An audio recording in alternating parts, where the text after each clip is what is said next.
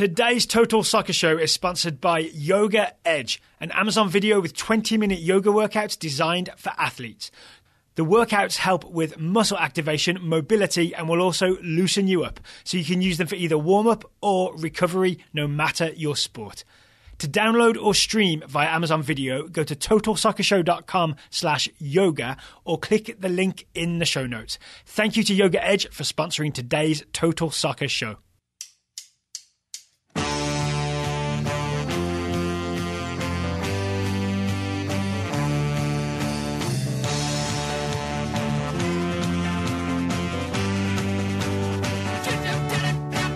Hello and welcome to the Total Soccer Show.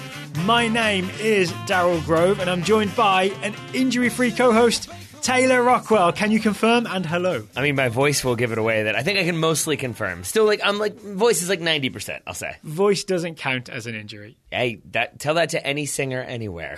Take a night off, my friend. For a soccer player. So I've known you a long time. I've played soccer with you a long time. I've known you through some hamstring injuries. I've known you through some knee surgery. Yeah. But right now you're good, right? Yes. Your slightly raspy voice. Thank you. Are you kidding me? I'll do the same for you. What are you doing? Your slightly raspy voice would not prevent you playing for, say, Bayern Munich in a semi-final of the Champions League, shall we say? That is not the thing that would prevent me now. Okay, so... Many other things, including fitness and skill, would factor in there. Okay, yeah, those aside. Yeah. So we're going to be talking about Bayern Munich 1, Real Madrid 2, which is the correct way to explain what happened, the injuries, the tactics, the goals, some really good, some really interesting goals in that game. But first, we have some unexpected US soccer news. Yeah. There was a US soccer press conference today where Dave Sarachan spoke to the media, and we found out a few things, always of interest to Total Soccer Show listeners. All right.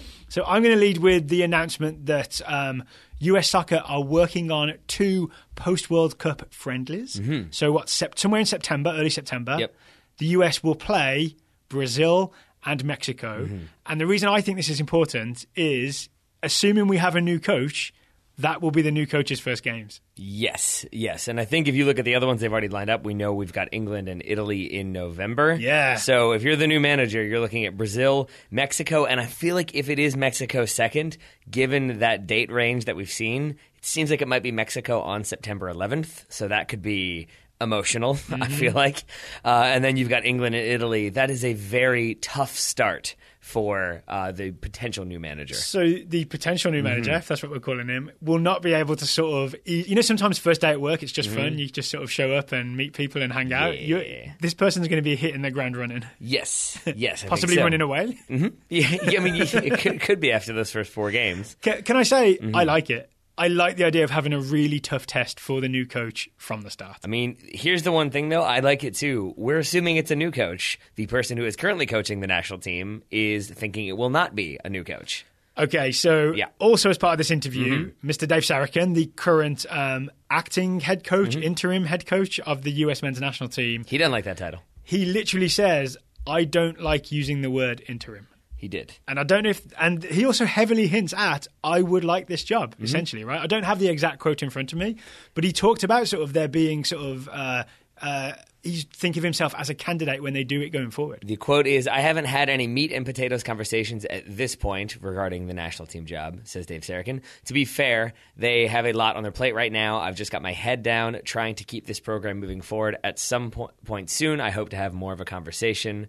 Regarding the interim coach tag, as you said, he said, personally, I hate using the word interim. I am the men's national soccer coach until they tell me I'm not. I'm not naive to think I am a slam dunk candidate. I try not to even think through that, other than at some point I have to figure out my next move if it's not going to be this. It's on my radar, but I don't dwell on it. Okay, so you don't even have to read between the lines to see that Dave Sarachan wants the job. Yes.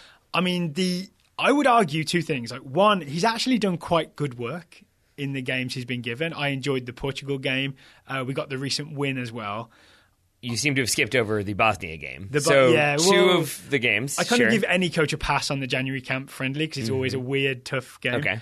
But 2 is, I think no matter what Dave Sarachan does, there is not going to be enthusiasm in the US soccer fan base for Dave Sarachan getting the job full time because he is inextricably linked to what happened in October 2017. Yeah, I completely agree. And I think rightly or wrongly, that is the case. Like, and I know some people will jump all over Dave Sarachan for like some previous coaching achievements or lack thereof. It doesn't really factor in for me. It really is the fact that he was part of Bruce Arena's squad, or coaching staff rather, that things went disastrously wrong, and I just don't see him as the fix. Even if he's trying to bring in new players and bring in experienced players and blend them together, and U.S. Soccer scheduling interesting friendlies, it doesn't feel like the drastic step that needs to be taken to show that drastic steps are being taken. That's the problem, right? It lacks the correct... Even if he weirdly is the correct choice, if you lay it all down and he looks like the correct choice for reasons of sort of bringing youth players through, which he has done, and like playing a certain style, which he has done. They've done the sort of go pressure the ball, win the ball back and go style that I kind of like. It's still, the symbolism is all wrong, right? It says to fans, it says to the world, we're going to keep doing what we're doing. Yeah, and I guess this is a very rough equivalent that I've just come with off the top of my head. That can always be dangerous. But I don't know. They're my favourite moments of the Total Soccer Show, Taylor. I forget who Wenger's number 2 is right now. Steve Bowles. Thank you. But it would or at least is involved. But it would be like if he were appointed manager of Arsenal. Like that sort of reaction. Or if he was like, yeah, I want the job, and Arsenal were maybe considering him. Yeah. I think Arsenal fans would not be thrilled because it's sort of, even if Wenger has had the successes he's had in the past, more recently he has not, and things seem bad, and I think Arsenal fans would expect there is going to be some sort of drastic step to show this is a new regime. And if you just had the number 2 in there, it would be like, well, that's kind of more of the same, only even more cost effective. So I think that's kind of where I'm coming from. And really, it does, on a personal note, it makes it sort of hard for me to get really excited about some of this U.S. news, because I have to believe that if we had a full-time manager in place, and obviously if we were going to the World Cup as well, then hearing that Christian Pulisic is going to be back in the squad, hearing that Josh Sargent is going to get caught up, all of that would be more exciting. But because I think I'm a person who likes a plan, and I like the idea of like, okay, I know I'm doing this, I know we're doing that, I know this is where I need to be at this time. When it's suddenly all of those things are true about the way we do the Total Soccer Show, right? We never just say, oh, I'll meet you sometime in the afternoon and we'll just talk about whatever. No, that's not how it works. But just with anything, like my wife and I are the same. We both like a plan that this weekend we have to do this. We know that, now that's blocked off. Yeah. The idea of like, we got some stuff going on, we'll figure it out. That's kind of how I feel right now is, well, there's no manager, there's no director or athletic director, technical director, whatever. Yeah, so like, just we'll get to it. We'll get to it in September. It just feels, because there's that cloud hanging over everything, it makes it really hard to get excited about individual pieces of news or multiple friendlies that all seem very exciting. So Stephen Goff, he wrote up this press conference for the Washington Post and sort of the lead in his story. Because it's quite interesting to see which writers go with which thing as the lead, right? Jeff Carlisle went with the friendlies against Brazil and Mexico as the lead. Stephen Goff went with the news, which I guess Dave Sarachan told the reporters that for the May 28th friendly against Bolivia, which I believe is in the US, Christian Pulisic would be called up for the first time since the game against Trinidad.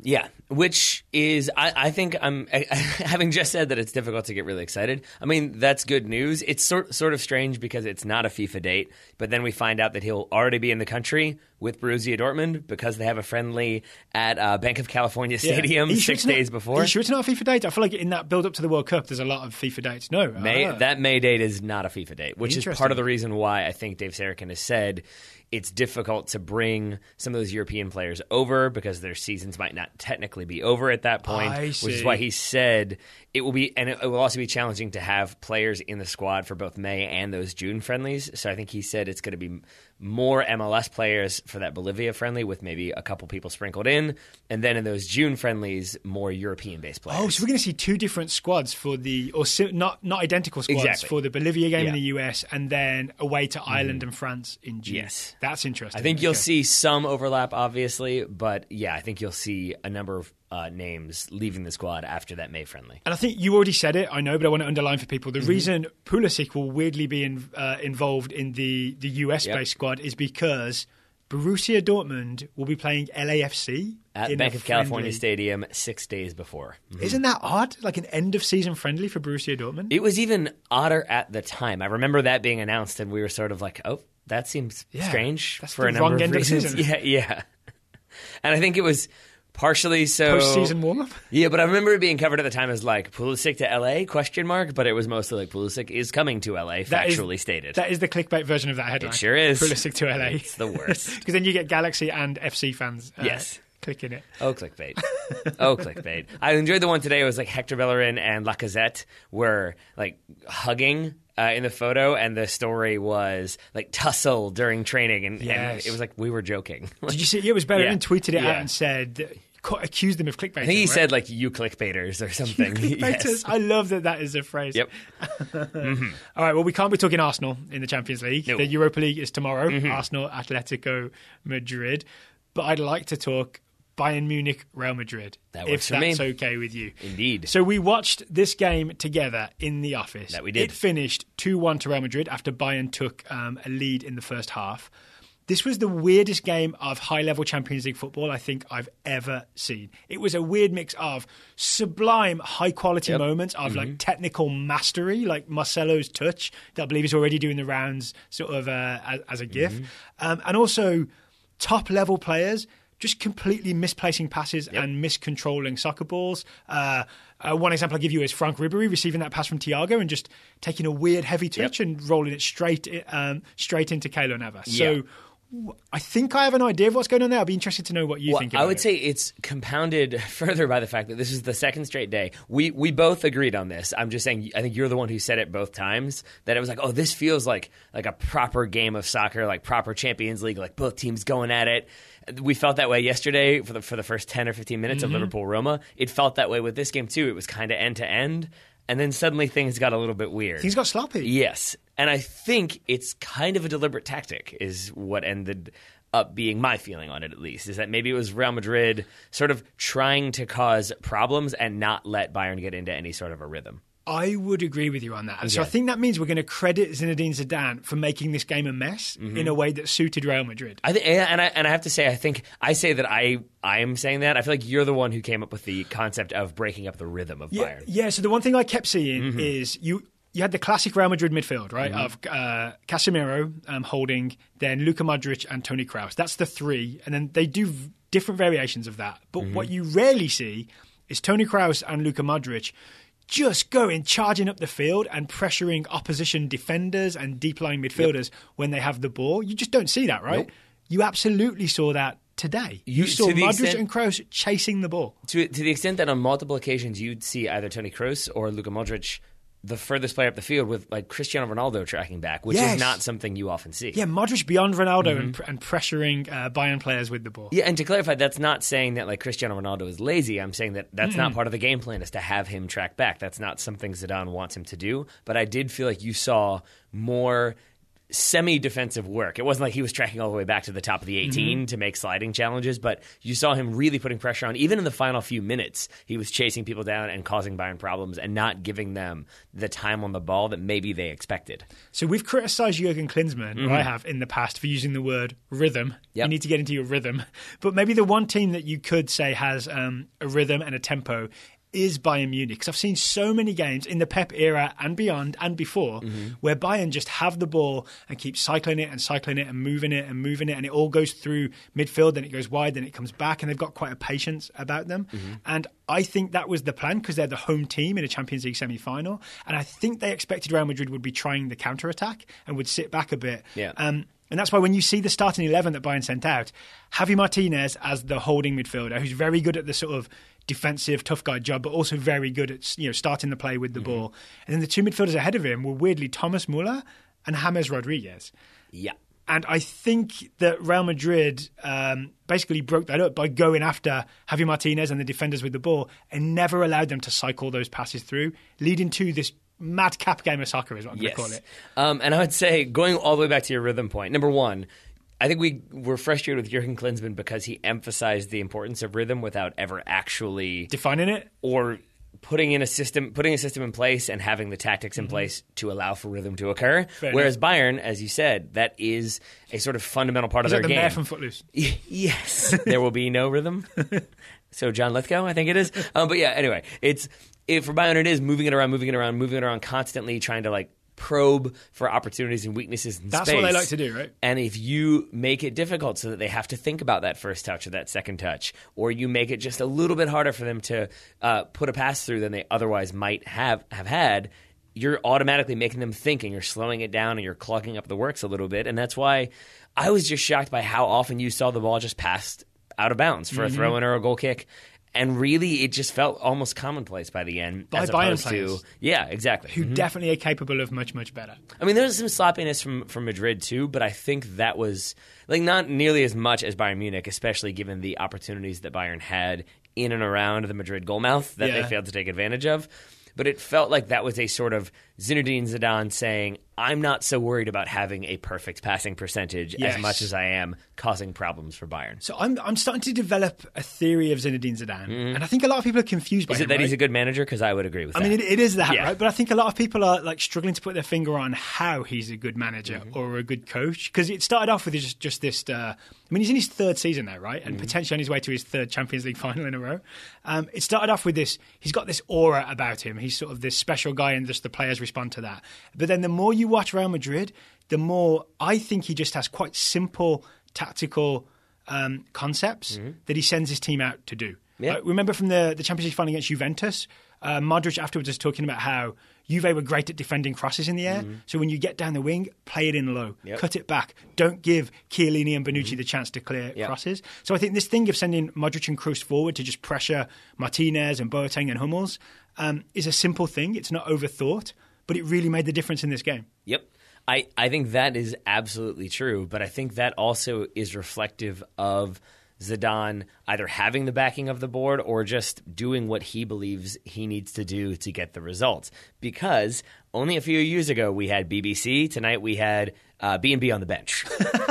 And Gareth Bale did not play in this game, was on the bench. Karim Benzema comes on in the 67th minute. And that wasn't just, let's get that big name on the field. Yeah. You could tell he was brought on, to your point, with very specific instructions to do simple things, to hold up the ball, to dribble at defenses when it was a 1v1, defenders when it was a 1v1 situation, to slow the game down and to hold up play. Is this when Madrid had started to, once they got the lead, they sort of sat back for the last half an hour? Yeah, Asensio scores around about 56, nearly 30 minutes from the end, right? 57th minute, you got it. So then Madrid do sit back, and then he brings on Benzema as that outlet. Right. And again, that's a simple concept, right? We could have that tactical innovation in our Sunday League game because it's not some like next level overthought thing. It's just a simple thing executed correctly. I think that's the genius of Zidane. Yeah, I mean, and I think with that said, like he is getting to the point where it does feel a little bit like genius, might be the right word, just to go to the Allianz Arena. And I know that this is a Bayern team. One of the big narratives coming into this game was that they haven't had the strongest opposition in the Champions League this season. They obviously haven't had the strongest opposition in terms of the title race in the Bundesliga.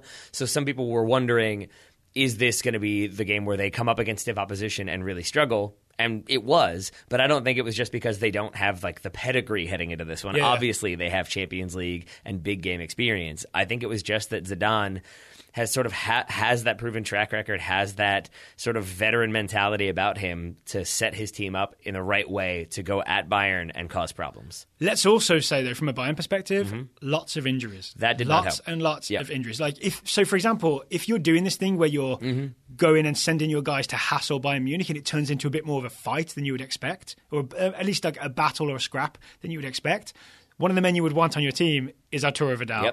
Injured, cannot play. Out for the season as of this week, I believe. But you've also got David Alaba picked up a thigh injury, I believe, in training the day before this game. Which I believe is huge for the winning goal. I'm sure you do too. We'll get into that. Maybe in the second half of the show, we'll really get into detail on the goals. Maybe even both goals, but yes, we'll get into that one. But yeah, and then Manuel Neuer out long-term injury with a broken foot, and Kingsley Coman with an ankle injury of some kind. So those are four big ones. Then you have potentially 3 injuries coming out of this one that could rule those players out for the return leg. So Ian Robben early on, which really throws in, they have to sort of change the shape a little. They don't change the shape, they change the personnel, right? I mean, yeah, he's down in the 5th minute, off in the 8th minute. And then Muller goes wide, and Thiago comes in and plays centrally. You got it.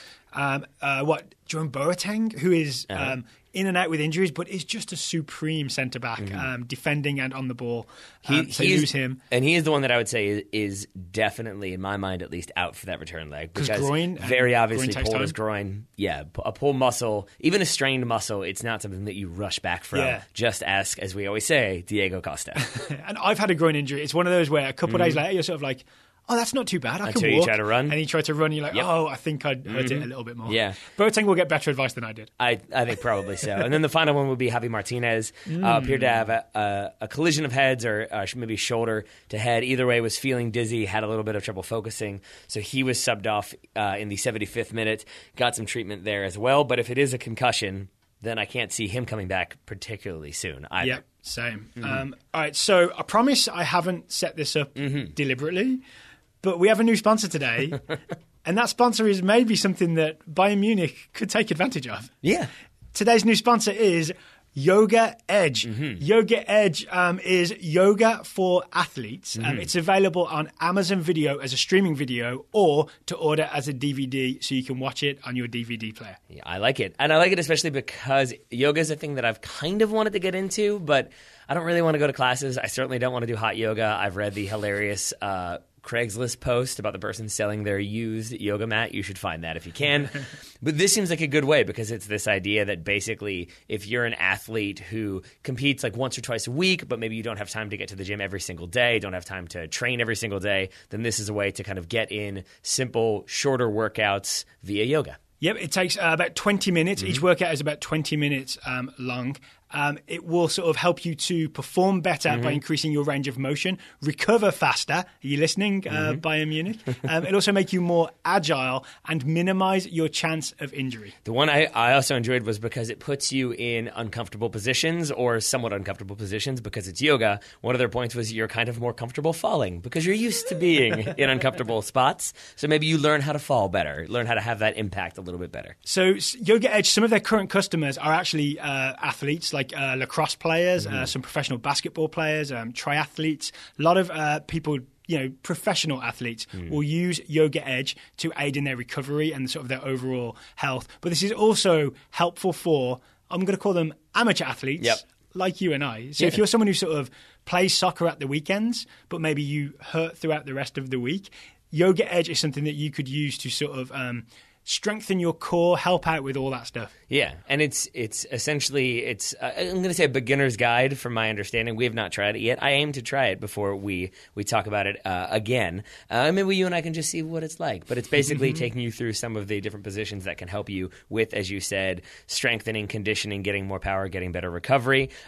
You can find it on Amazon Video, which can be downloaded. You can download the video or play it via your phone, laptop, Roku, or smart TV. And you can do it in private as well. As you mentioned, that's very important. You don't always want to go to a class, right? I've gone to a couple of classes. I've done it twice. I always felt a little out of place, and I kept wondering, am I doing this right, and is everybody looking at me? Probably the answers were no and also no, but I'd be much more secure in the privacy of my own home.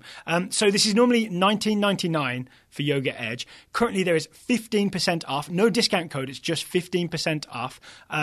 So that brings it to $16.99. You can go to the Amazon link will be in the show notes, but also if you go to totalsoccershow.com/yoga, that's totalsoccershow.com/yoga, that will redirect you to the Amazon page for Yoga Edge.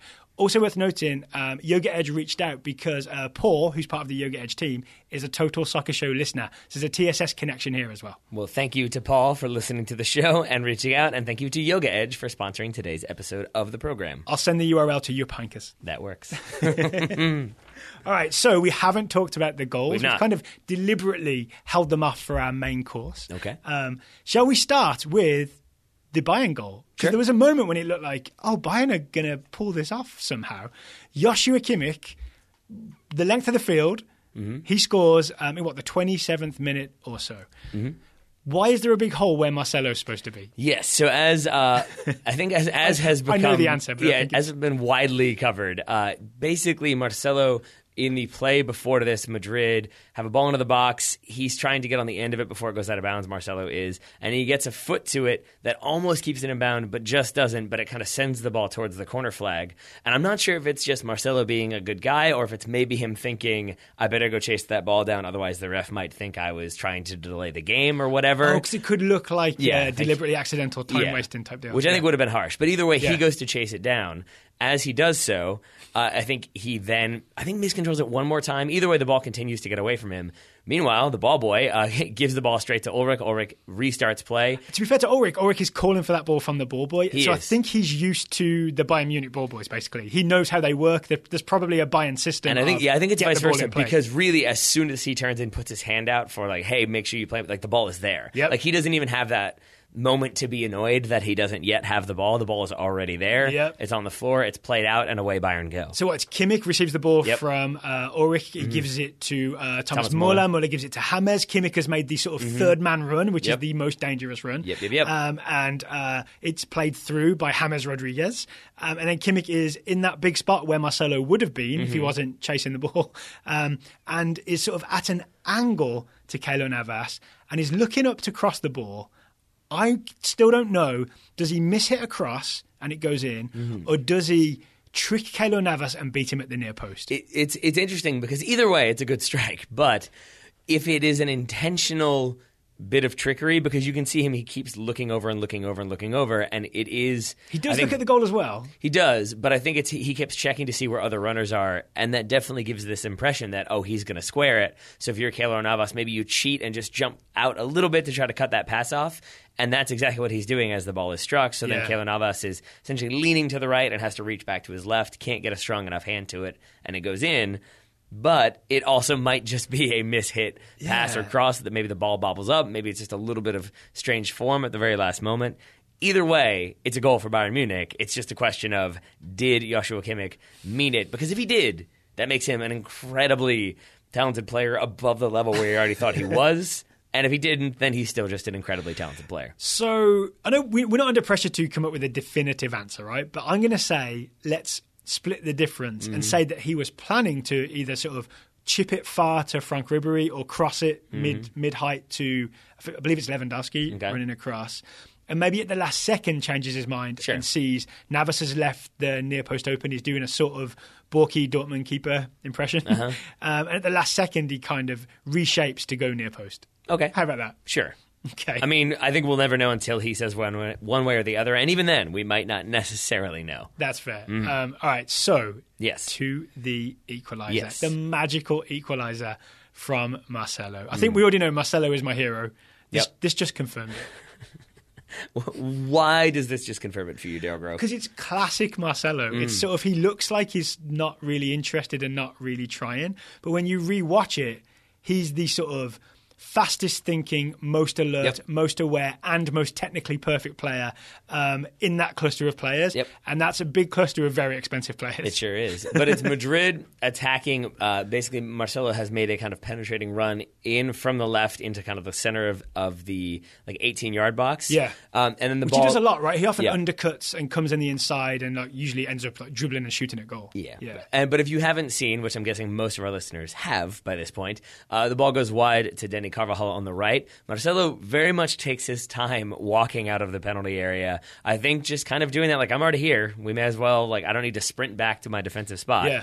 And so he walks back out. It then is a Denny Carvajal header that I think is... It's a weird choice, actually, to try and cross with his head. Well, I think he's aiming for Ronaldo, and I think anytime Ronaldo is sort of open at the top of the box, you try to get it to him as quickly as you can. Fair. He overhits it a little bit. That's another simple but effective Zidane tactic, right? Yep. You just give it to Ronaldo. I mean, it works, generally speaking. In this case, Ronaldo, you can see him for a half second think about going for that bicycle. He loves a bicycle kick. He does not. But it does seem like that little moment of indecision is reflected in everybody else on the pitch, because everybody seems to have that one stutter step, like, oh, is he going to go for it? Oh, do I need to go for it? There's a brief mannequin challenge. Yes. The only person who maybe isn't involved in that is Marcelo, because he's already doing that. He's sort of standing, and then as the ball goes past Ronaldo and bounces, that's when you see Marcelo, in maybe a second, go from sort of standing to volleying it with perfect technique. I'm going to say there are multiple players who could have taken one aggressive step and won this ball, including other Madrid players and some Bayern defenders. I can't remember who's around him. But Marcelo has the fastest reactions. And in just one step has shaped himself, because he's not in a perfect position to receive this. This doesn't just fall to him. He steps to it and then shapes himself absolutely perfectly. Like if you were coaching how to strike a sort of half volley from the top of the box, you would say do as Marcelo does, right? And then this ball goes it absolutely fires into the side netting on the far right side, and he's striking from the left. Yep, and it is one of the things that we've talked about before, where it's the 44th minute. Bayern come right back down and have a free kick that they failed to take advantage of, obviously just before halftime. But if you're Jupp Heynckes heading into halftime 1-0 up, that's a very different halftime talk than suddenly it's 1-1. Now we've really got to make some changes. We've really got to figure some stuff out, because otherwise this is not the way this tie is supposed to go. Whereas if you're Madrid, you can go in and really make some changes that you need to make, exemplified by the fact that Isco comes off at halftime. Now, we think that's because of maybe a shoulder injury. That's what Zidane said. I'm not sure I believe him. I think he might be just covering for Isco a little bit, because I don't think Isco had a great half. I mean, I don't think he had a great half. I don't think he had a particularly bad half either. And I would say that when Asensio, who comes on, scores in the 57th minute, the first person to hug Zidane, or maybe to hug Isco, is Zidane and vice versa. Yes. So with they a seem big like Isco grin, right? Yeah, they seem like they're more than okay with each other. There was no panic at the Isco. Just lots of smiles. I'm not even giving you that. I'm not even giving you that. But so I think that is the type of change that Zidane, number one, is has the backing, or at least the confidence in himself to make. But number two, it does come from it's 1-1 now instead of 1-0. Do we need to take Isco off? Should we go to the 4-4-2 diamond where Isco has a little bit more roaming? I think there's a lot of other questions that have to be answered if Marcelo doesn't pull it level in that final minute of the first half. So it takes Asensio, 11 minutes? 12 minutes, 12 minutes of the second half to score. But I think a lot of the problem for this goal, if you can picture it, this is the Asensio. There's a breakaway, a Bayern misstep, let's say, then a quick Real Madrid breakaway to Asensio, to Vasquez, back to Asensio, then he chips it over Ulrich in goal.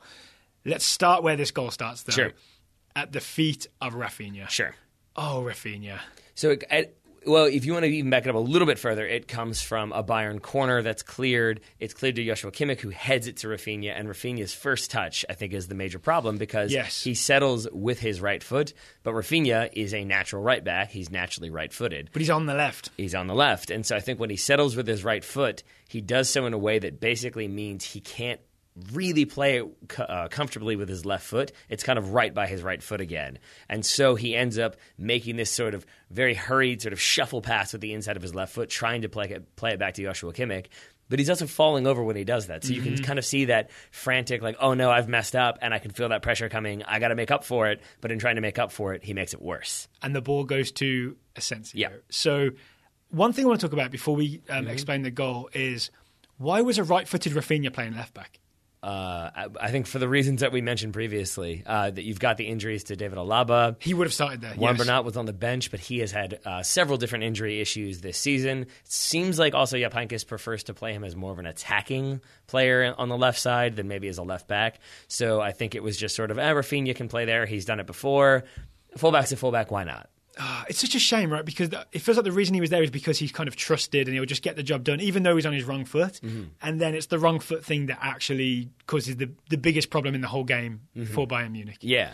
And I would say it's going into this one, I think a lot of the coverage was about how Marcelo was the weak link. That seems to be what the German tabloids were saying. Doesn't that happen before every game and then they're always proved wrong? Well, yeah, they kind of proved right with his weird chasing the ball thing, but he made up for it. So but I feel like maybe there was this idea that Marcelo is the attacking one, but he leaves space behind, so we can just have kind of a more out and out fullback on the left side, and that will be enough. Or maybe even because Marcelo bombs forward, Dani Carvajal will stay back, so we can have a more attacking fullback. Either way, that seems like a very poorly thought out plan, because Dani Carvajal, as we just said with Marcelo's goal, more than capable of getting involved in the attack. Yep. So it just seems like maybe that was the sort of issue that wouldn't necessarily have been a problem if Bayern were able to kind of get into the rhythm they usually are. But once you're having to think and maybe just feeling like maybe it's not our game, you start to make those little mistakes. So like Real Madrid's pressing plan exacerbates the wrong-footed left-back problem? I think so. Because to double down on this, I would argue that a left-footed left-back receiving that ball from Kimmich would comfortably take the ball in step left, open up, spray the ball out left to, I believe Ribéry was open there. It's that right-footed touch that makes it all go wrong for Rafinha. All right, and to underline this even more, the ball goes to Asensio, a naturally left-footed player. He plays a perfect first-time pass to Vasquez with his left foot. I'm going to say this pass that Asensio plays is really high risk. Like this whole move, this whole opportunity to counter on Bayern could have broken down because he takes this pass so quickly. I've seen this break down many, many times where you sort of hit the defender or overhit the pass. Instead, it is perfect. Yeah, I mean, because the narrative there to your alternate reality world of Asensio is player like the alternate reality where Asensio is not as good as he is. Basically, well, not as good, but like the perception is different because it would be like not as proven player. Gareth Bale still on the bench. Asensio comes in, wants to prove himself, young player. Like really rushes that first time pass and it doesn't come off. Oh, a more veteran player takes that touch and surveys his options. That's maybe what we'd be saying on the podcast. Instead, it's Asensio playing a perfect, as you said, one-time ball. Brave, right? Yep. Perfect and brave and perfect. And you can see exactly what's going to happen from there. You can see that the defenders are going to track that because they have to. They're going to try to slow down Vasquez. But because of that, you're going to have Asensio now wide open if he continues his run. He does just that, makes a lung-bursting run to make sure that he's in the right position to receive the return pass from Lucas Vasquez, and then finishes. And it's all around a very, very good goal. Did you feel in the office watching, as soon as Asensio received, as soon as that pass made it to Vasquez, from Asensio to Vasquez, it just felt like, oh, goal. Yep. This is happening. Pretty much, yeah. No matter what. The only question mark was Asensio's finishing, because there is still that if you're receiving the ball at full speed, if you try to take a touch, as we already talked about with Franck Ribéry, if you're not really prepared for that ball to come to you, that first touch or second touch, as I think it was for Ribéry, can be heavy. You can take it a little bit too wide. You can try to overthink. And I think Asensio, you called it a chip. I wouldn't go it's not like he like lobs the goalkeeper, but it's like it's more chip than it is a shot. It's somewhere in between because it goes up and comes down before it hits the net. Can we call it a power chip? Yes, I like that idea. But it's also, again, it's two touches. The first to play the ball to Vasquez, the second is the shot on goal, or the power chip. And it's from right around the top of the box, and it's kind of where he exactly had to put it. I think he's a few yards inside. Either way. It's real pretty. It is real pretty. We mentioned earlier Zidane's sort of closing this game out correctly, bringing Benzema on as an outlet, dropping a few players behind the ball. The only other thing I want to highlight is Lucas Vasquez, who is basically a right winger, right? Not politically. I mean, that's his position. Yeah. Because Carvajal gets injured, correct? Plays out a good chunk of this game at right back, which is way out of position for him, and does, apart from one silly foul, does absolutely fine. Yeah, and I would say that you would maybe have expected, we talked a little bit about Benzema coming in as a way to maybe break up some of the pressure that Bayern started to build up, but you would expect that with Dani Carvajal going out, suddenly you've got Vasquez as your right back. Maybe there are some more options for Bayern Munich or some more opportunities. They definitely had a number of chances. But I still feel like a lot of them were half chances or not nearly as clean cut as maybe Bayern are used to from the Bundesliga. I think maybe Franck Ribéry had one shot that was a very good chance, and then you have the one for Robert Lewandowski at the very end, played in by Tolisso. He goes for that little chipped finish, basically the same thing that Asensio goes for, but not as one-on-one, right? As Asensio. No, it's definitely from an angle as opposed to straight at goal, but he still puts it wide in a way that we both thought, like, oh, that's going to be a corner kick. Somebody got a body to it or a hand to it. Nope, just missed it. Just put it wide. Outside of that, it's a lot of scrambles, it's a lot of scrums, it's a lot of shooting from a contested spot. It felt to me like, because Real Madrid have sort of collapsed back a little bit to see it out. Bayern did that thing where they move the ball around like they want to, but they never opened up a proper chance, really. It was, in the end, it ended up being a cross and a bit of a scramble. Maybe you have a point-blank save from Navas in there, but it's amongst bodies. It's never a clear chance. Yep. And so I think, with all that said, the thing that I find most impressive about this game, in terms of our podcast, is how little we have talked about Cristiano Ronaldo. Oh, yeah. And that is very telling, in my opinion. Apart from the one aborted attempt at a bicycle kick. In fact, let me say this. What is the other specific memory you have? I bet there's 2 things that you could name. This isn't a fair question because you know what it is. I'm saying, what are the other 2 things from Cristiano Ronaldo in this game? There's the strike that he had that went out for, I think, a throw-in. Mm-hmm.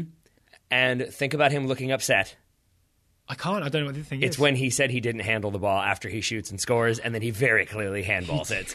So those are the 3 things that that's really it from Cristiano Ronaldo. Obviously he has some moments. I'm sure he had many more touches than I'm giving him credit for.